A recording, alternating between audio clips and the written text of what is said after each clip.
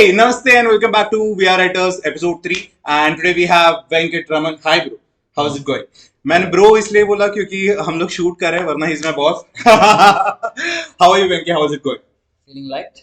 Feeling Feeling light. easy? Nice. How was your day? Like सबसे पहले मैं audience को बता दूँ हम लोग अभी office में ही हैं. I just got done with my day. हम लोग बस काम ही कर रहे थे and Venky was ready with everything. How was your day Venky? Easy and breezy, like most days. Okay. Thanks to the fact that I've got a good set of people that work with me. Okay. They make my life easy and the client's lives easy, I guess. Perfect. So let's be more let's go aside from the professional side Sure. and let's get more personal. Okay. Sure. I would like to know more about your teenage years. Okay. So before going to teenage words, let's move back to our childhood. Okay. So during my childhood, I wanted to become a dancer. Okay. And what am I doing now? I'm doing advertising. Right. So ऐसा कोई dream है जहाँ पे आपको लगा कि हाँ यार ये मेरा बचपन का ड्रीम है मुझे आगे जाके पूरा करना what was your childhood dream I wanted to be an assassin. assassin okay I wanted to be a cat burglar. okay At one point, I wanted to be a bus conductor as well. I okay don't know why that, where that came from. Those were some of the impossible dreams that I had. Closer to my 11th standard, I think I wanted to enter hotel management. Very strangely, my parents did not allow me to do that because they said you'll end up eating a lot of non-veg food. okay And that's the reason they didn't allow me to do hotel management. Uh, but up until 15, 20, I don't think I had a clear idea about where I wanted my career to go. I guess it kind of just happened along. nice so why cat burg like, that is an interesting question okay I used to play a lot of games that involved heists, okay and I watched a lot of movies that involved heists. So that's something that always stayed with me. And then growing through time, I ended up watching a lot of such shows, such as Hustle and whatnot, where it always kind of seemed cool to be a person that was hatching these plots to steal from the rich. And that's something that kind of stuck with me, I guess. Assassin came into being only because of all the video games that I played. And it's still something that I always think of as a cool profession. okay But obviously, it's not something that I can condone because of what they do. Okay. Crazy childhood. Now let's move to your teenage years. Okay. Right. Before getting into the teenage years too, there must be a phase where 10th standard के बाद हमको क्या करना है. Let's say मैंने मेरे parents ने मेरा फ्यूचर सोचा था. Being honest, साइंस में गया फिर बाद में फर्स्ट ईयर BACIT गया फिर बाद में सेकेंड सेम में ड्रॉप लग गया फिर बाद में मर्चेंट नेवी के लिए अप्लाई किया मर्चेंट नेवी में नंबर लग गया फिर बाद में मुझे बाहर नहीं जाना था फिर मैंने सोचा क्या करे कोई और एक बंदा था जो फिल्म मेकिंग कर रहा था तो मैंने सोचा कि हम भी फिल्म मेकिंग करते हैं भाई then I got my degree in film making so between 10th standard and getting to college what was the profession that you wanted to get in and what did you end up doing So it seems like your life was a lot more sorted in the way that you thought. Like I said, up until college or even up post college, I really had no idea what I wanted to do specifically. There was nothing really that was I realized during school or college which made me unlock this vision that this is the path that I want to take. I lived life as a very carefree, happy-go-lucky child. I did not think about the future. I always lived for the present. Which is why even today, when people come up to me and ask me about career advice, I don't really have any because I very honestly just live life by the day. I didn't really think about the future. I was an absolute brat as a kid, total rebel. So I just focused on being happy, laughing a lot, and making the people around me laugh. To me, if I did that much in the day, I was happy. So, career, profession, what I wanted to do with my life were not at all things that I was bothered about maybe up until 23, 24. So, that's the answer to your question. So there are still audience out there who are planning to they're in a hustle culture. Okay, Right. they want to get famous quickly. Okay, they want to make money quickly. And what would you like to suggest them? Because I was one of them. Okay, I started my career at 17. YouTube career happened. I started as a content writer. Sales. I got into sales. Then I kept roaming around, and here we are So, what would you like to suggest them? So I'll answer the first part of the question that you asked. Okay. So it wasn't as if a torch was shined above or there was a message sent from above, which made me realize the path I want to take. I was in investment banking, Okay. more specifically the middle office, where I would write proposals for the asset and wealth management division. Okay. Wow, this is interesting. I'll just take my shoes off and मैं थोड़ा सा है ना हो जाता हूँ comfortable हो जाता हूँ चलो. So I spent about 4 years doing that, and in that job, I realized that a lot of what I was trying to do was creatively driven. There wasn't anything creatively required for me to do my job, but there were aspects of the job that I was volunteering for, which I used my creative bent of mine for. So there came a time when I got promoted, and I was handling a team of people, but I didn't really have the team assigned to me until much, much later after I got promoted. Okay. So during this time is when I had two friends of mine live in with me. They moved from Madras and they were writers, copywriters in an ad agency. So they used to tell me a little bit about what they did.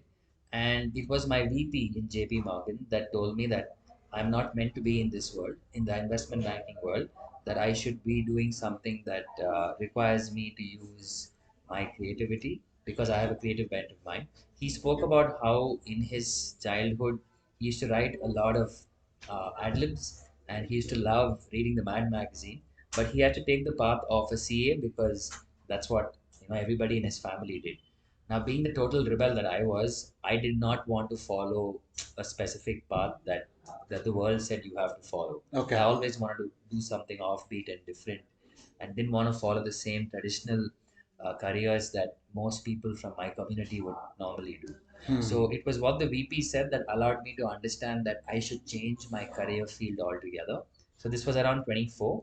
So I was exploring careers in sports management or event management Which or year is it? advertising. Which year is it? This was 2006 maybe. Okay. 2006. So that's when I was exploring these career options, and the easiest option for me was advertising because I had two people that were living with me who were writers, and one of them hooked me up with an interview in an Okay. advertising agency. Okay. Everything about that move felt right. When I walked in for that interview, when I met the people there, when I saw the office, when I felt the energy and the vibe, everything felt right about the move. So even though I took a massive pay cut from the world of investment banking to advertising, I know I made the right move because I feel like that's where I really that shift is what allowed me to truly feel a sense of purpose in what I did every day. So that's this turning point and that's the summary of how I came here. Today's day and age, there's so many career options to choose from when it was different from me. So for me to say pursue your dreams or chase your passion is not really good advice anymore because those were things that would have mattered to me at my age because that's what I did. I understood that this is a shift that I have to make because I'm not happy being where I am. I don't care if it pays me what it pays me. I need to feel a sense of fulfillment and purpose in what I do. And the only way I can do that is if I shift my career.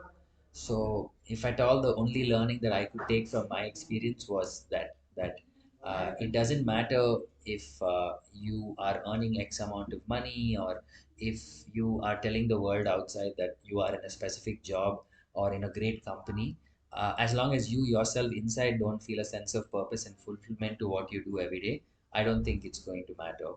And it's not something you'll feel in your young days. It's something you'll feel more and more later in life because uh, a lot of people feel like what they do as a profession dictates who they are. That's your visual identity today. You were talking about hustle culture.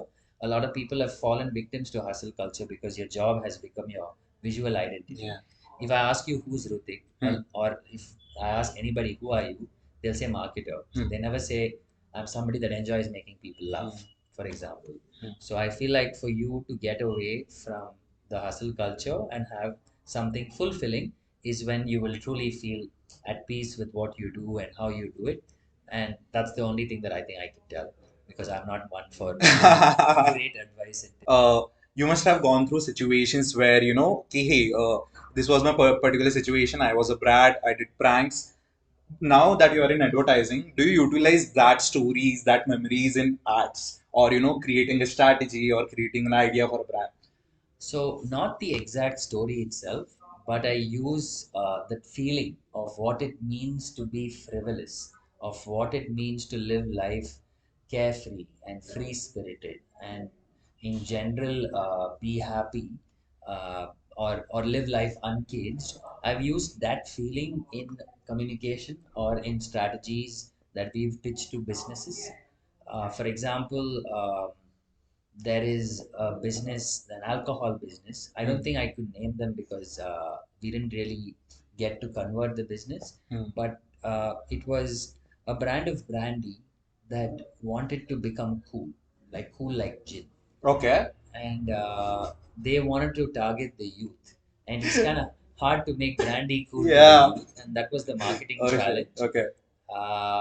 But the campaign that we came up with was adult irresponsibly, Okay. which meant exactly what I told you about living life carefree, living life with frivolity, living life as if nobody is watching.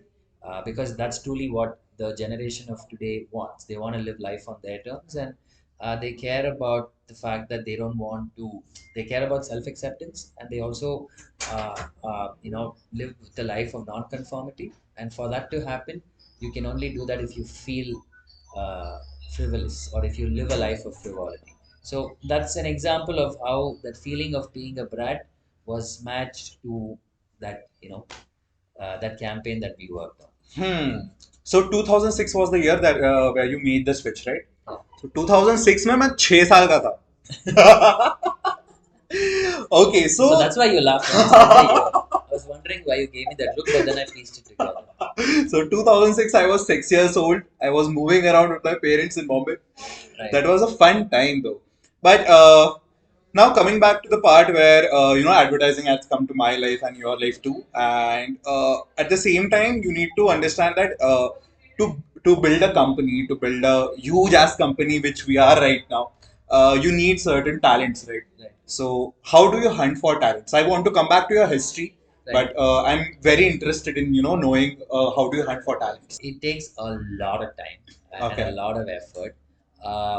I think you realize you take it for granted when you work in bigger companies or you work in other creative agencies, um, because you don't know who's actually doing the recruitment. It seems like a lot of people are applying to you. Exactly. And when you are building a new company, you got to make that name for yourself, which means for you to become a magnet that attracts good talent, you firstly need to be putting out work that people enjoy.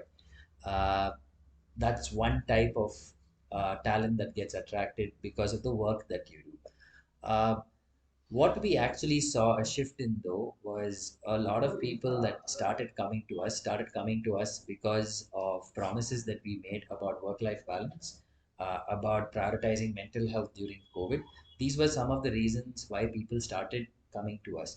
But to answer your question a little more simply, I don't think you can attract if you don't have a plan for it, if you don't have a person that is dedicatedly in charge of doing it, if you don't empower your different leaders to go out and do it. For example, if there is a creative director that is himself or herself a very prolific and an individual that does a lot of good work, you need to empower that person to go out there and talk about the company and get the people that we want. The next thing that we did was we opened our doors to young students that have just passed out from college, and a lot of them were good with their phones. So we just asked them to start creating social content for us, and a lot of them started creating that content. And after graduation, we told them to shoot with us permanently. It's the same thing that we did with certain social media candidates who we heard during college were really good at social media, and we asked them to start doing some assignments for us. And once we saw how they did, we decided to offer them an opportunity. So the only way to attract young talent, I feel, is to give them a shot, to probably start them off with a small assignment or two, see how it goes, and then you start doing that repeatedly with multiple colleges so that you have a steady inflow of young talent that comes in. As far as senior talent is concerned, now that's that much harder. And that's the reason why we have now a head of HR that is totally in charge of finding that talent. A third thing that we will start doing this year onwards is start putting out more content about ourselves and what we do in the hope that it reaches far and wide, and that becomes a funnel for talent too. Um, Shout out to Padmini. yeah, Kamini for sure. But but also I think one last thing is a lot of people don't spend time in speaking to the people that they meet during interviews to find out what their talents are and then understand them and then give them a shot. So you have to spend a lot of time interviewing, and only when you carve the time out to do that can you be a good business owner that is running a house that's full of talented people. A lot of people just prioritize quick interviews or may outsource the interview to somebody else and just get the top line. I don't think that works. I think you need to be meeting people constantly and talking to them and unearthing a lot of information about them during these interviews to get good talent. That's what I would do. Hmm.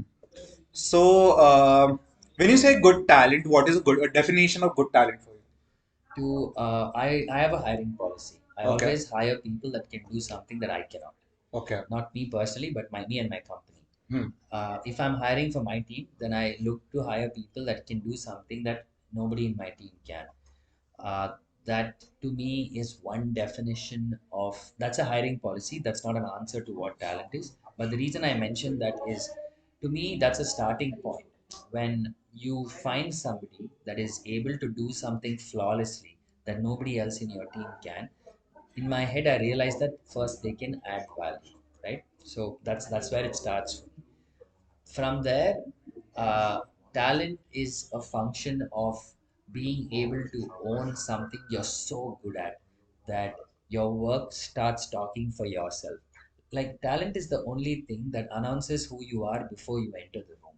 Think Hmm. about that, right? Hmm. So, like your CV, your portfolio, if I go through it even before your interview, I already know, like you've already made a mark, you've already made an impression. That's talent. Leaving an impression even before attending an interview, to me, that's what talent is. So when I interview people, whether in the video team or art team or copy team or social team or a business team, I look for these kind of traits that are important for specific departments that as I'm reading or consuming their portfolio or their CV, I'm just thinking to myself, is this leaving an impression about this person even before they come for the interview?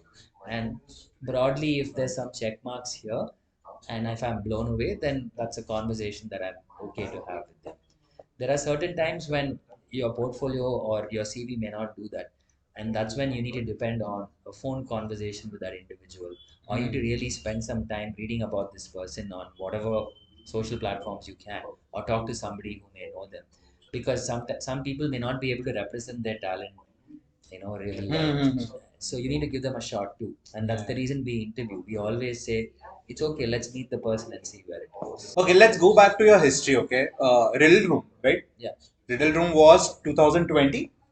No, 2020 is when it shut down. Okay. 2021 was when it shut down. 2015, 2015 is when it started. Okay, 2015. How did that happen? So that's a crazy story. We I decided to leave my job and start up a consultancy. And before the consultancy, I wanted to travel for a holiday. So my wife and I went with two other friends of ours to a place called Koh Samui in Thailand, and we came across this experience called Escape Room in Samui, and we played it, and we fell in love with the experience. Um, I fell in love with personally because it was like a video game brought to life, Hmm. and you were taking on the role of a character in that story, and you were doing things that solving a mystery very much like how you would in a video game. But it was not me that decided to start it, it was my wife's drive. She came back and she said, I want to start this business. Hmm. uh, and she had the drive to continually start thinking of ideas. So by the time I was setting up my consultancy, she had already thought of game ideas and what all she wanted to do, and she'd already made headway with the idea way faster than I imagined. And then I realized that it's something that I would also be very interested in doing, because as a person that's played video games all my life, it was like bringing that into a business. So that's how it started, and we came up with two games. One, an Egyptian theme-based game, and another game that involved you to take on the role of Private Eye. And we set it up in Koromangla, and we just got going because we were first movers to provide this unique experience. Second in the city technically, but still first movers given the number of businesses that are there now. We were able to capitalize on that and attract a lot of cool people. So who decided the name? I like the name, being honest. Riddle Room. Who decided the name? So I came up with the name, and it was a name I had rejected, but it was my wife that brought it back up in the list, and Okay. after we jammed on it, we decided to come up with Riddle Room. I knew I wanted to create a certain sense of enigma with the room, with the name, and then I realized that that name works for that reason. And then a friend of mine did the logo for me. He's a huge creative director now, and he did the logo and the branding, and close friends of mine helped me with the advertising, web design, and SEO, and you get the whole thing. Okay, now small, big, bold. Yeah. Small, big, and bold, right? Yeah. So how did that happen? Riddle Room was 2015 to 2020 and 21. Yeah. Okay, and from 21, small, big. No, no, no. I left advertising. I left my agency job in 2014 Okay, and decided to start small, big, and bold in 2015. okay, And Riddle Room was also running in the side. So we were running two okay. businesses.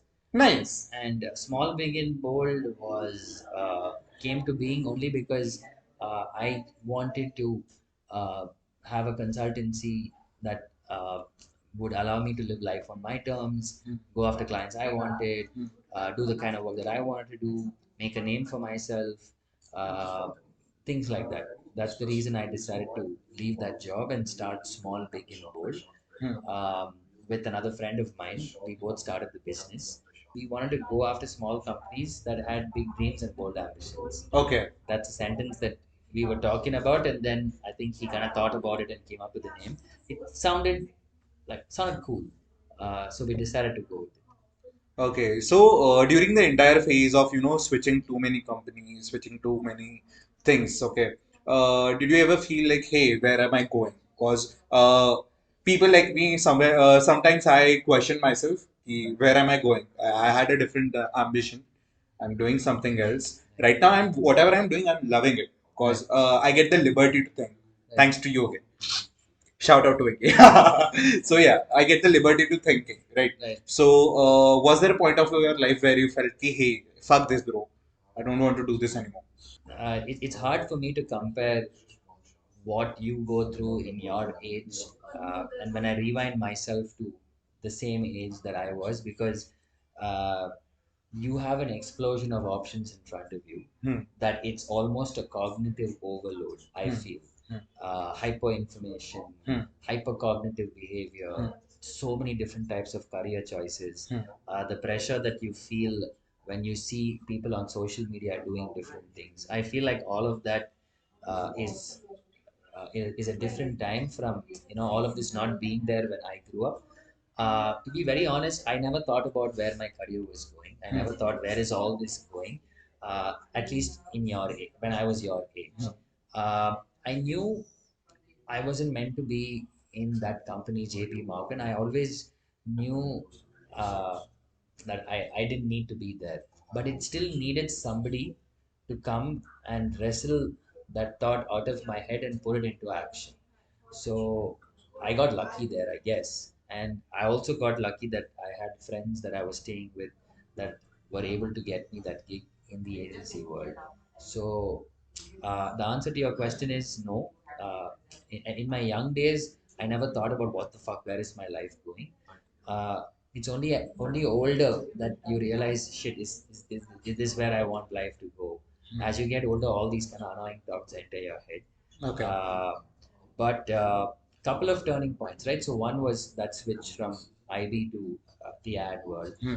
The next was the switch to decide to move away from mainline advertising to social media Hmm. and working in Singapore for a short while. Hmm. The third was quitting the agency job and starting small, big, bold, Hmm. because I realized that if I have to make a name for myself, it's only going to be if I start my own business.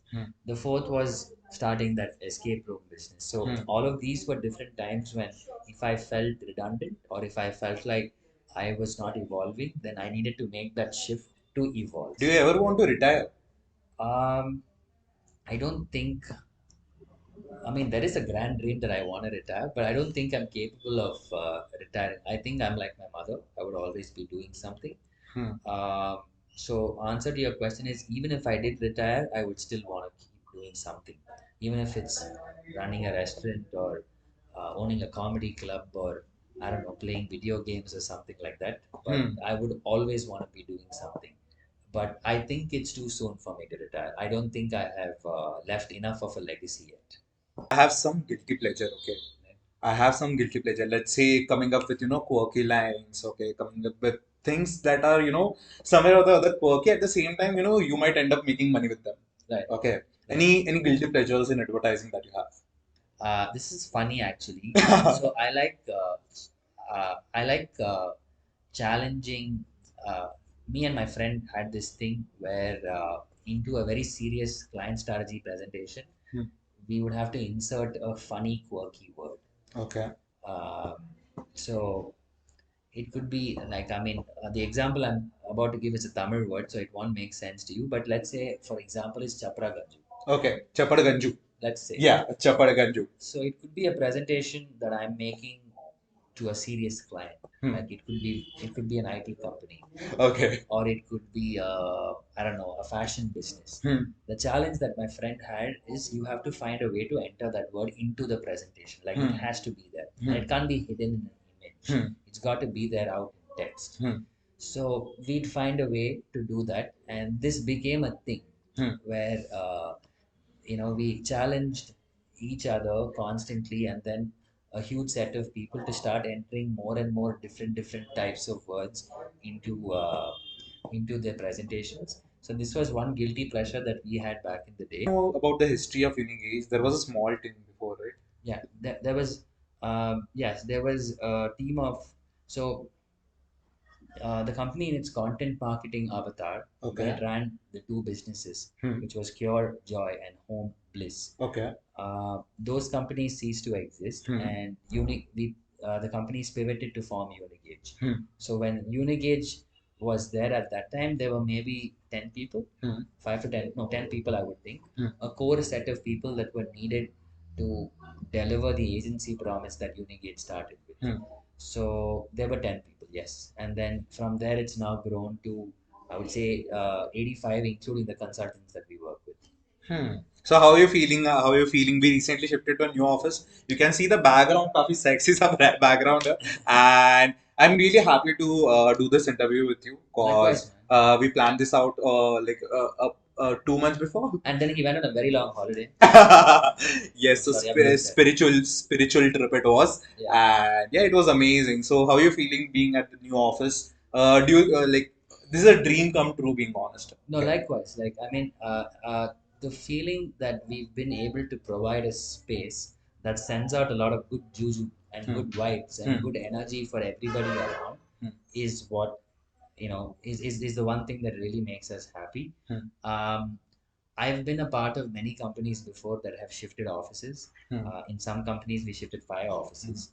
Um, so I understand what that's like, but it's different when you do it as a business owner, because you realize that you need to give a space that makes way for productivity and efficiency. And a good office creates that much needed energy. Yeah. And now that we're actually able to do it, we can feel the change in the energy in the office. There's good vibes going all around. You've started laughing more. Laugh often. So, during all the questions that I was asking you, I was trying to, find a touch point where you give me a fragile answer, where you are in a fragile state. Right. So, I'll just be out there and ask you, have you ever been in a fragile state? What do you mean? I mean, who doesn't? Fragile state in Vulnerable. emotionally, and how did you cope up with that? That's a loaded question. Wait, let me think about what I want to say, because there's so many times that you feel vulnerable, right? Um, I would think no matter no matter what happens, I've always had, touch wood, a rock bed foundation of friends to fall on no matter what. So these are friends that I call 2 a.m. friends. Uh, Not friends you call at 2 a.m. to party, but Yeah. friends you call at 2 a.m. saying, "Yo, I'm in trouble." Yeah. And they show up to you no matter show up for you no matter what. I guess I've been lucky to have those set of friends. Caleb is one of them, Yeah. and then there's a larger extended gang as well. So no matter whether I was in school or college, or when I just moved to Bangalore, or when I joined the other companies that I did, I always had that rock bed foundation of 2 a.m. friends that I could call on no matter what. So I would think, through any situation in which I was vulnerable, the only way that I was able to cope up with was as a result of them. And the ability to be able to pick up and move on, onward and upward, that's something my mom taught me. Uh, the ability to be able to realize that no matter what happens to you, you got to pick yourself up and dust off and keep going. Those are the two things that kind of allowed me to cope up with anything that left me in a vulnerable or emotional state. Nice. Okay, so there were a lot of things that I learned from this session, and I'm again, glad you you. know, even when I asked you, hey, tell me about your fragile state, you did not tell me. But yeah, like apart from having friends, okay, apart from like my question was lonely state where you don't know like a lonely state where you're not ready to ask for help to your friends too. Right. Yeah. Have you been in such situation? Because I see you roaming around the office, making fun of people, all that. But I have never seen you at a stage where that you're stressed out or you feel lonely in your own head. In Unigage, so to answer the question, you're asking me, give me an example of when I was in a fragile state, right? Yeah. There's, I mean, so many times, man. Then and one of the most fragile is because of a girl. Okay. Incidentally, it was the reason I moved to Bangalore was because I wanted to have a living relationship with that girl, Hmm. and we, she and I got a job that we didn't really care about as long as we were with each other, Hmm. and This got interesting. and as as life evolved and she had a lot more serious responsibilities than I did because her mother was a single mother and she had to work that much more harder to support family and whatnot. So when she did break up, obviously that left me in tatters, very much like most people have gone through a breakup. So those were some of the times when I obviously felt like I can't reach out to anybody because of the state that they'll see me in. And obviously, when they say, in a breakup that time heals all, you just want to slap people when they tell you that. But that's the only honest to God solution that exists. So that was an example of when I felt at my at my loneliest time, I guess. Lots of times during COVID, the word of the year during COVID phase, New York Times coined it was languishing, where you just felt this sense of sorrow and you have no idea why. You're just like, oh man, I don't know. So there were multiple times during COVID when I went through a downer and I didn't understand how to kind of cope with it. Uh, I did talk to my wife about it, so in that regard, it was not like I was truly alone. But that again, like I said, onward, upward, pick yourself up and move on. Another example could be when we had to shut down Riddle Room because of COVID. We had to shut down and give up on that business. I didn't think much about that decision until I thought, okay, cool, yeah, we have to shut it down, you know.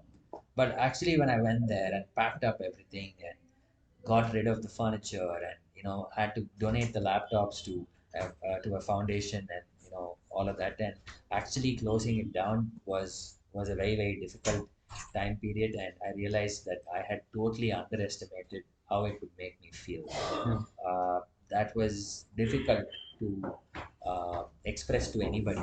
So only my wife and I understood each other, but she wouldn't want to talk to me about it because of how miserable it made her feel, and I didn't want to make her feel miserable by talking about it, so I just decided not to talk about it, and that was during COVID, and eventually it went away thanks to video games. So reason I asked you this question was there are people out there who get into a fragile state, a Yeah. lonely state, Yeah. after going through such situations Right. where they don't look forward to the future. They look forward. They look at their current situation. Okay. They don't plan on moving on. They just keep niddling on that particular situation that they have gone through, and they end up crying. They end up being at their loneliest state. Right. So that reason of the reason of the question was to tell people that, hey, How do you even do if you go through such kind of situations, you can be sitting here, doing an interview with someone. So yeah. No, I mean, I respect the people that have an ability to be able to pick up themselves from that state and move on.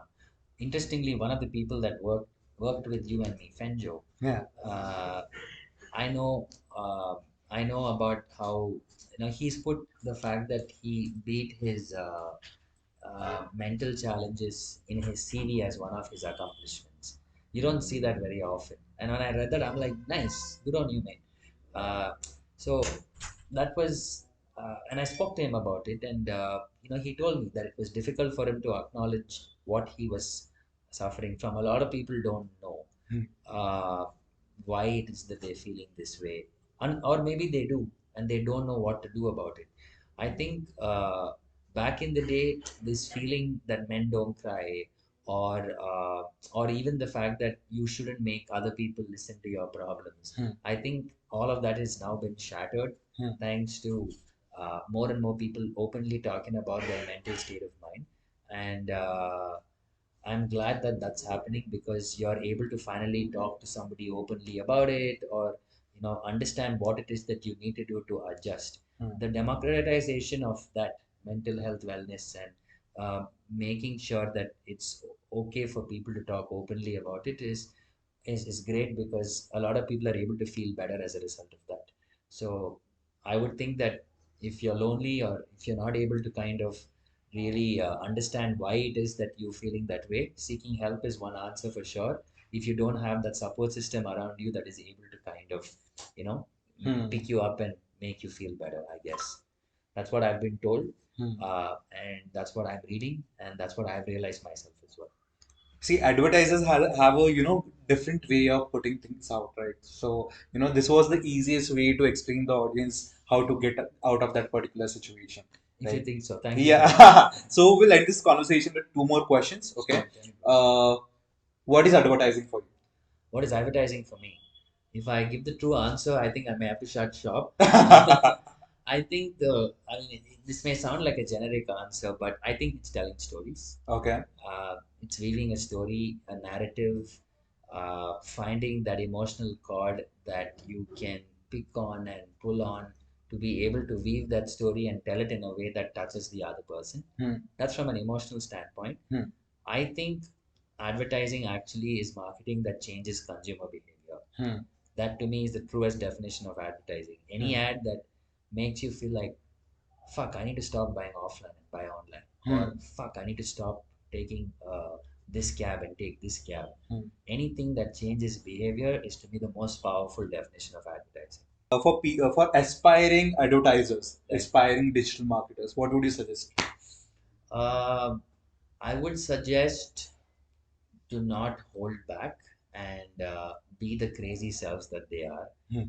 Uh, don't listen to what social media tells you to do, and instead listen to whatever it is that you want to do. Hmm. Uh, Live a life of a rebel, Hmm. and don't live life on others' terms. Hmm. And I'll go back to one piece of advice that Robert Downey Jr. said, which is smile, nod, agree, and then do whatever the fuck you want anyway. Hmm. That's how I've lived my life, and I think that's how advertisers should live their life too. Crazy, crazy. So, do we have an opportunity for people who are watching this and who are, aspiring to be an advertiser or marketer to, just sending their CVs, sending their work, and maybe they might end up getting a job here? Let's do it, man. Why not? It may just happen because of you. We can do that. So, I might end up like adding Padmini's email ID in the description. Just let her know. Yes, I'll let her know. And yeah, it was a crazy session. Thank you for so much, this. Venki. Thank you, sir. Thank you for And this light-hearted convo, man. and yeah, we'll keep working. And yeah, thank you so much, people, for watching. Make sure to subscribe. Like, आपको पता ही है क्या drill करना. Make sure to follow Venki on LinkedIn. cause that is where we showcase our most of the work. And Instagram का ID नहीं बताएंगे हम लोग, लिंक्डइन का ही बताएंगे, बेटर Thank you. रहेगा. Thank you ठीक so है. much. Thank you so much for watching and bye. See you.